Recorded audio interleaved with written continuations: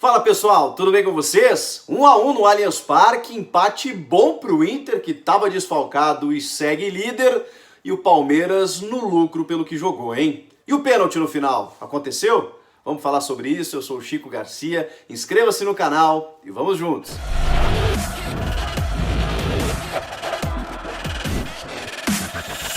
Havia uma grande expectativa por esse confronto entre Inter e Palmeiras em São Paulo, que já foi diminuída na escalação do Inter, porque o time titular que conquistou a liderança do campeonato, né, que continua agora, que vem jogando os últimos jogos, a gente imaginava esse confronto, né, entre os dois técnicos e tudo mais. Só que o técnico Eduardo Cudê já não podia contar com o zagueiro Zé Gabriel, que vem fazendo grandes jogos ao lado do Victor Cuesta. E o Rodrigo Lindoso foi infectado com a Covid-19, então também era desfalque. Aí o que o Cudê fez? Eu não sei se ele imaginou que beliscando um pontinho aqui seria lucro, então vou preservar meus jogadores. Ele deixa muitos titulares no banco, inclusive o melhor jogador do time, que é o Thiago Galhardo, Edenilson, Gabriel Bosquilha, todo mundo no banco. E recheia o time de garotos. Bom, ele bota o Moledo ao lado do Cuesta, e o Moledo e o Cuesta já fizeram uma ótima dupla no passado, né? É que o Moledo tem uma dificuldade na saída de bola, um zagueiro mais lento, mas ainda assim um grande zagueiro. Perdeu a posição para o Bruno Fux, que foi vendido, e depois para o Zé Gabriel. E aí, na ausência dele, claro, entrou o Moledo ali. Depois ele colocou o Praxedes, que é muito bom jogador, canhoto, meia, um volante, meio campista, assim, né? Que pode jogar tanto mais à frente quanto mais atrás. Muito bom jogador. O Johnny... só garotos, né? E o Sarrafiori, com o Marcos Guilherme lá na frente. E o Patrick também, o único titular assim do meio pra frente, né? Com o Moisés na esquerda e o Rodinei na direita. O Saravia ele também preservou. Poxa, surpreendente, né?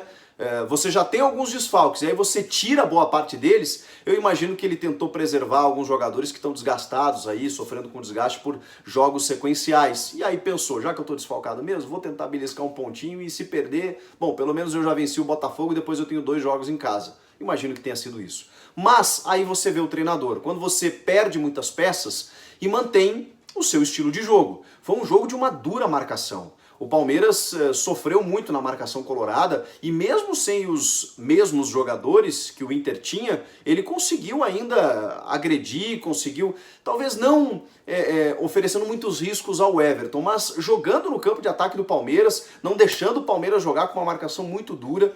E o Palmeiras, por outro lado, vem sofrendo um grave problema de criatividade, impressionante. O Lucas Lima, que vem tendo sequência no meio de campo do Palmeiras pelo Luxemburgo, ele parece que joga noutra rotação, né?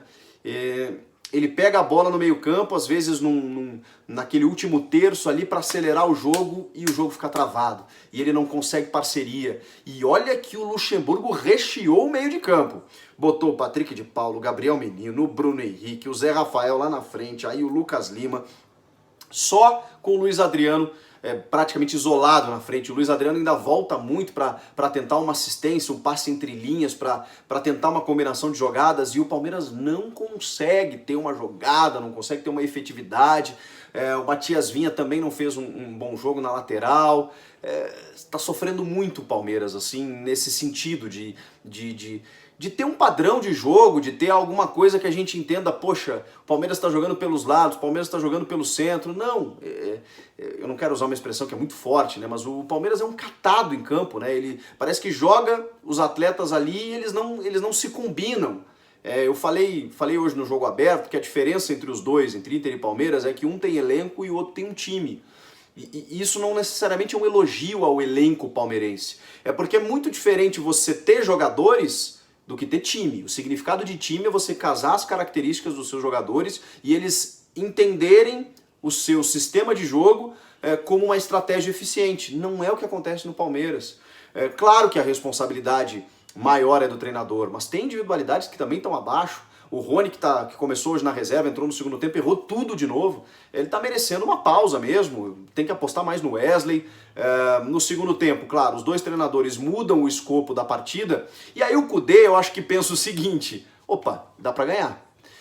E aí ele fortalece o seu time na segunda etapa, né? Tendo as 5 substituições e fazendo com que alguns dos seus titulares não joguem 90 minutos, ele bota o Galhardo, bota o Bosquilha, bota o Edenilson, bota o D'Alessandro mais pro final. Aí o Inter vira com uma cara titular. E aí o Inter começa a ter mais chances, né?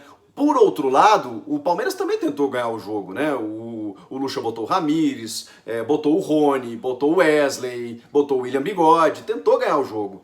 Mas ainda assim a coisa não acontece. Aí no finalzinho ali, aquela coisa de vamos no desespero, vamos ver o que acontece, e acabaram saindo os gols. Tem um lance polêmico assim que eu confesso para vocês que eu até agora não sei o que aconteceu, que foi naquele em que o goleiro Everton segura a bola, dá um passo para trás e dá uma sensação de que ele teria pego a bola, segurou a bola dentro do gol. Não dá para saber. O VAR, imagino eu, tem a tecnologia para isso, mas a olho nu a gente acaba sendo enganado por algumas perspectivas, né? Eu já vi vídeos na internet do tipo, olha, tá dentro do gol. Por quê? Porque a gente olha a bola de um lado e a rede do outro, mas olhando assim não é o ângulo ideal, né? Você tem que olhar exatamente na linha, naquela perspectiva. E a bola no alto também dificulta, né? Porque ela não tá na linha, você não sabe se ela cruzou toda. Eu acho que ela não entrou, mas eu confesso que é um lance bem difícil. E imagino que o VAR tenha utilizado todo o recurso para avaliar se a bola entrou ou não. Aí veio o pênalti. O pênalti em que a bola bate no braço do zagueiro Luan. Eu estava vendo a transmissão da Rede Globo e o Salvio Spínola entendeu como não pênalti por ser um movimento natural do zagueiro Luan. Eu discordo. Por várias situações, por duas pelo menos. Primeiro que eu não considero um movimento natural quando ele está com o braço aberto daquela maneira. Eu sei que quando a bola bate ele tenta recolher, mas o primeiro bote que ele dá, o braço dele está muito aberto. E aí a regra manda, quando você amplia o seu volume corporal e a bola bate no seu braço, mesmo que você não tenha a intenção, e essa palavrinha foi tirada da regra porque ela gerava muita interpretação, não é intenção, é você assumir o risco. E para mim ele assume o risco quando ele abre o braço daquela maneira. E outra, a bola não batendo no braço do Luan, fatalmente chegaria no Thiago Galhardo. Quando ela bate ali, ela amortece. E não chega no Galhardo, que fatalmente faria o gol. Então, esse prejuízo que o toque no braço do Luan, mesmo sem ele querer, causa na jogada, e também pelo movimento do braço dele, ou pelo menos a posição, melhor dizendo, né, do braço dele aberto, me leva a crer que o pênalti foi bem marcado pelo Wilton Pereira Sampaio, que foi até o monitor acionado pelo VAR e acabou marcando o pênalti. Thiago Galhardo, quinto gol dele no campeonato, artilheiro isolado, chutou na gaveta, parecia que o Inter ia conseguir uma vitória incrível, né? Fora de casa, começando o jogo com reservas e tudo mais, aparece quem? Luiz Adriano, o melhor jogador do Palmeiras, centroavante de ofício, o cara sabe fazer gol, recebeu uma bola limpa do Gustavo Gomes, né, que acredita na jogada, faz o cruzamento e ele vence o Rodinei. Esse que é o detalhe, ele consegue surpreender a marcação colorada, que não vê ele chegando, o Rodinei estava na sobra e aí não dá, né? Aí o Luiz Adriano subiu no terceiro andar, testou pro fundo da rede e empatou o jogo. Comemorou bastante, hein? Ele que tem uma origem colorada, o pai dele é um colorado roxo, né? O pai dele não deve ter ficado muito feliz com a comemoração, mas ele é profissional, obviamente, né? Defende a camisa do Palmeiras e comemorou muito, por quê? Porque o Palmeiras estava perdendo o jogo dentro de casa. Estava invicto, e está invicto, né? No gramado sintético do Allianz Parque, mas ia sofrendo a sua primeira derrota. O Luiz Adriano impediu isso, mas não impediu as críticas, porque o Palmeiras empata num jogo em que mais uma vez não atuou bem e que jogou boa parte do tempo contra um Inter desmanchado, de reservas, com desfalques e sem aquela criatividade, sem aquela agressividade, um time lento na transição, faz muito pouco ainda o Palmeiras. O Inter, por outro lado, eu avalio como um ótimo resultado, porque a gente tem que entender o seguinte, nós estamos falando de um campeonato de pontos corridos. O Inter vai jogar fora contra Botafogo e Palmeiras. Dois times difíceis em que outras equipes vão perder pontos para essas equipes fora de casa. E o Inter quase conquista 6 pontos, mas traz 4. Uma vitória e um empate. Para jogar agora 2 jogos dentro de casa. Bahia e Ceará. 2 times que não são candidatos ao título, né? Vamos combinar, com todo respeito a essas equipes, e que o Inter, que está na ponta da tabela, tem a obrigação de vencer jogando em casa. É claro que esses 4 pontos eles só serão valorizados se o Inter fizer jus a isso e conquistar esses 6 que terá à disposição jogando dentro do Beira-Rio. Mas tem toda a possibilidade para isso, né?